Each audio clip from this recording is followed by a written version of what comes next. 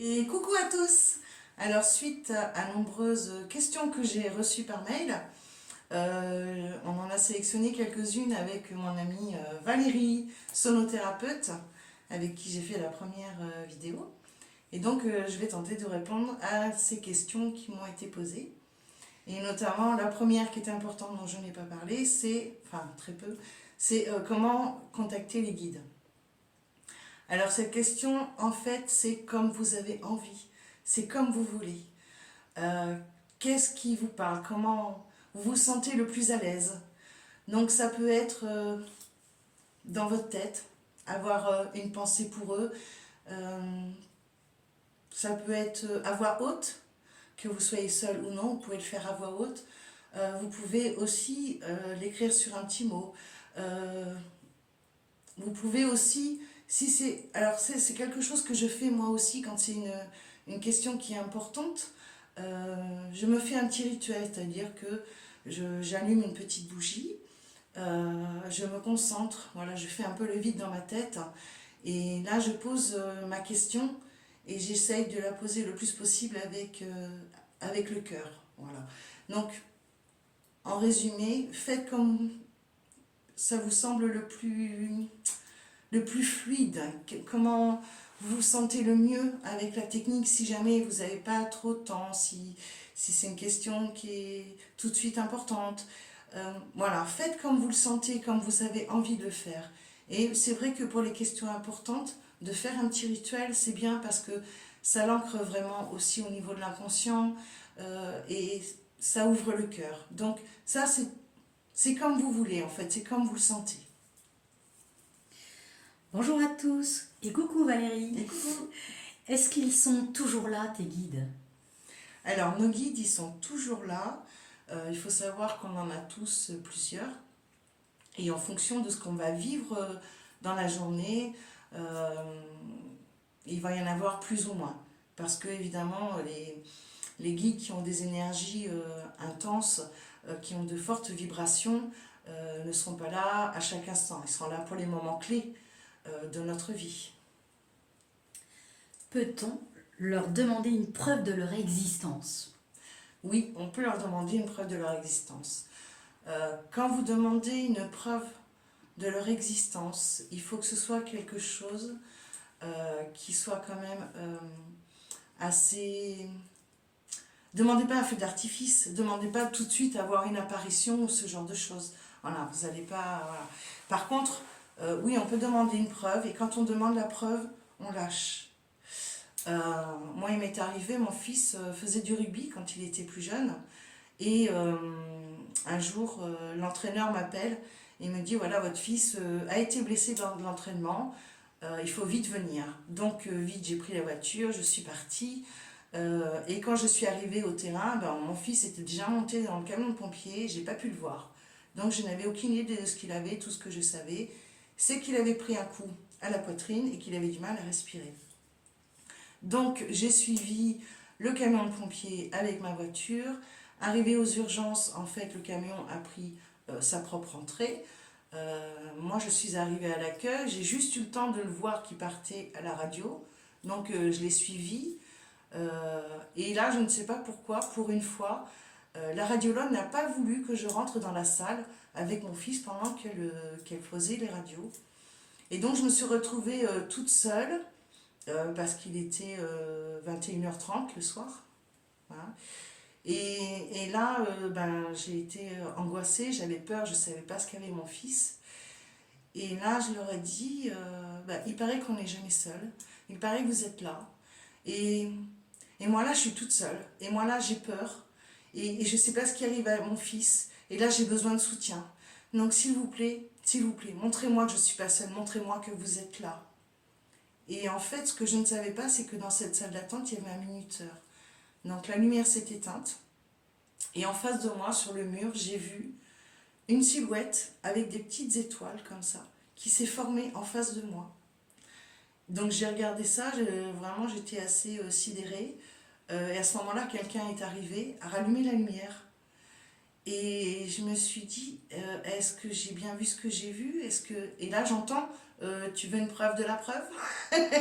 T'as demandé une preuve, on te l'a donnée, t'en veux encore une autre, ça va s'arrêter où? Donc il y a un moment, quand on pose ce genre de questions, quand on demande ça, il faut lâcher le truc. Et après, surtout, il faut accepter de voir ce que l'on voit, d'entendre ce que l'on entend ou de ressentir ce que l'on ressent. Parce que ça peut prendre plusieurs formes. Une autre fois, c'est pareil, j'étais seule et c'était un moment de grande solitude dans ma vie. Et, et je commençais à avoir un petit peu voilà, des idées noires, un peu le cafard. Et j'aurais dit, ben, s'il vous plaît, moi là j'ai besoin d'amour. Montrez-moi que vous êtes là, moi j'ai vraiment besoin d'amour. Et à ce moment-là, j'ai ressenti des frissons partout et j'ai vraiment ressenti une grosse dose d'amour. Et ça m'a vraiment fait un bien fou. Mais voilà, on fait la demande et après on lâche. Et on ne s'attend pas forcément à la façon dont ils vont nous répondre. On laisse libre cours. On n'a pas à leur demander comment ils vont nous répondre. C'est eux qui choisissent, c'est eux qui font.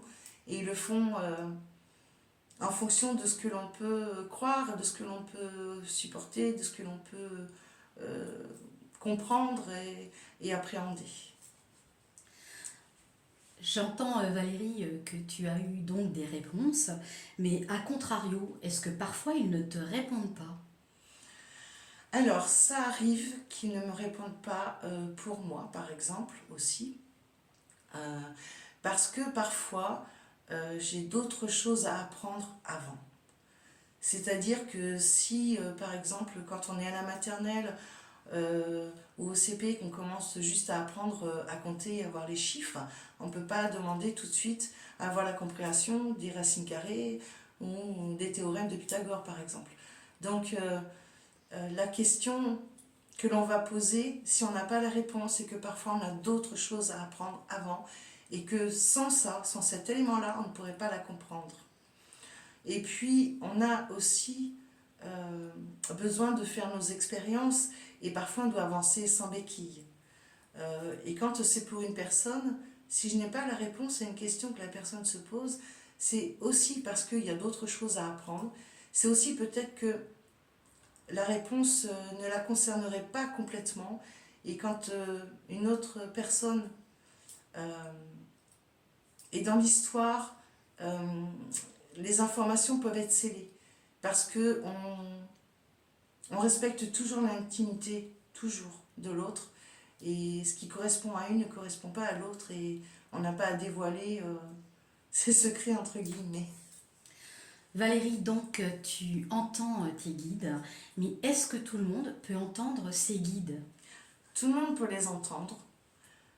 Absolument tout le monde. C'est cette petite voix qu'on a parfois dans la tête. C'est cette intuition. Euh, c'est l'imagination. Euh, Parce que ça, c'est pas notre cerveau, notre matière grise qui crée les intuitions, qui crée l'imagination. Ça vient de quelque chose, ça vient de quelque part. Et la plupart du temps, ça vient de nos guides ou aussi de notre âme. Mais tout le monde peut l'entendre. Il faut juste se faire confiance. Et voilà, comme je disais tout à l'heure, c'est accepter d'entendre ce que l'on entend. Depuis combien de temps tu les entends? Est-ce que tu les entendais lorsque tu étais enfant? Alors, je n'ai pas le souvenir, quand j'étais enfant, que je les entendais. Mais en fait, ils m'ont expliqué qu'ils avaient un petit peu effacé ça de ma mémoire parce que, vu les épreuves que j'avais à vivre par la suite, il fallait que je les traverse sans béquille. Et peut-être que s'ils avaient été constamment là, je les aurais vécues différemment. Par contre, c'est vrai que oui, j'ai toujours été guidée. Il y a des choses que je savais pas comment je les savais. Et, et des choses parfois qui étaient vraiment importantes, je savais qu'il allait se produire. Et, et parfois c'était aussi par sécurité. Si j'allais dans un endroit qui n'était pas bon pour moi, où je risquais vraiment quelque chose, euh, j'entendais sors, cours. Donc oui, j'ai toujours plus ou moins entendu quand même. Peux-tu nous partager ta première expérience? De canalisation, alors ça a été assez fort de café. Comme je disais dans la première vidéo, quand je faisais du magnétisme, j'avais une phrase qui tournait, voilà, que j'étais obligée de délivrer la personne. Et un jour, j'étais avec une amie, on était en train de parler spiritualité, et on se posait beaucoup de questions. Et à ce moment-là, j'ai senti une énergie, mais un truc vraiment très fort, qui m'a envahie. Et là, j'ai commencé à répondre à toutes les questions auxquelles on se posait quelques minutes avant. Et mon ami me regarde, me dit, c'est toujours toi qui parles là? Et je la regarde, je dis, non, pas vraiment. Et je repars dans le truc. Et oui, on a eu un beau message, un message magnifique. Et une fois que, et c'était donc, il s'est nommé, c'était Michael. Et une fois qu'il est parti, j'avais tellement pris des watts que je tremblais de partout parce que j'avais vraiment pris énormément d'énergie. Quels sont tes guides? Alors mes guides, j'en ai eu plusieurs euh, qui ont évolué au fur et à mesure de mon avancée spirituelle. Pendant un temps, j'avais beaucoup Uriel. Uriel, c'était mon enseignant, c'était mon professeur. C'est lui qui m'a appris beaucoup de choses, qui m'a aidé aussi dans la compréhension de beaucoup de choses. De temps en temps aussi, voilà, j'avais Michael. Parfois en soins, j'avais aussi Raphaël. Et puis maintenant, il m'est arrivé aussi d'avoir celle que l'on nomme Marie. Et j'ai aussi souvent Maître Sananda. Maître Sananda, je suis beaucoup avec lui ces derniers temps. Et il a une énergie vraiment énorme. Je ne pourrais pas l'appréhender complètement son énergie, sinon je pense que poum, j'imploserais, il n'y aurait même plus de cendres. Il m'a montré que l'énergie qu'il pouvait me donner, il m'a montré l'image que c'était comme si je comparais l'eau de mon robinet par rapport aux chutes du Niagara. Donc effectivement, je ne pourrais pas prendre toute son énergie, sinon j'existerais plus du tout. Valérie, on va finir cette petite interview par un mot, si tu le veux bien. Le mot qui a été choisi, c'est le mot fatalité. Fatalité. Alors, fatalité. Moi, j'ai un peu de mal avec le terme de fatalité parce que je le trouve trop négatif. Je préfère le terme plutôt de destinée. Quand on parle de destinée, forcément rentre en jeu la notion de libre arbitre. J'ai eu pendant très longtemps une notion assez floue de ce qu'était quand même le libre arbitre. Où est-ce qu'il commence? Où est-ce qu'il s'arrête? Qui définit ça? Est-ce qu'on est vraiment maître du jeu? Et à force de poser des questions, de m'interroger, d'avoir aussi... parce que quand je suis en consultation, je peux avoir des enseignements. Alors, ce qui concerne la personne, vraiment, personnel, je ne vais pas en garder le souvenir parce que ça ne me concerne pas. Mais quand il y a un enseignement, je le garde. Et ce que j'ai compris, en fait, c'est que notre libre arbitre, ici, dans la matière, eh ben, on va dire qu'il n'est pas très important. Notre libre arbitre, il est plutôt quand on est de l'autre côté, avant de s'incarner. Là, oui, on va avoir notre libre arbitre, enfin un plus important en tout cas, parce que là, on va choisir qui vont être nos parents par rapport aux expériences que l'on souhaite faire pour notre évolution. On va choisir nos parents, on va choisir aussi notre prénom, on va choisir vraiment les grandes lignes de notre vie. Ça, c'est là où on a vraiment notre libre arbitre. En sachant quand même que parfois on peut être gourmand, parce que quand on est de l'autre côté, on oublie un petit peu comment c'est dur la matière. Donc nos guides aussi, là, vont nous dire attention, là, t'en mets un peu trop dans la balance, calme le jeu, parce que quand tu vas être en bas, ça va être une autre histoire.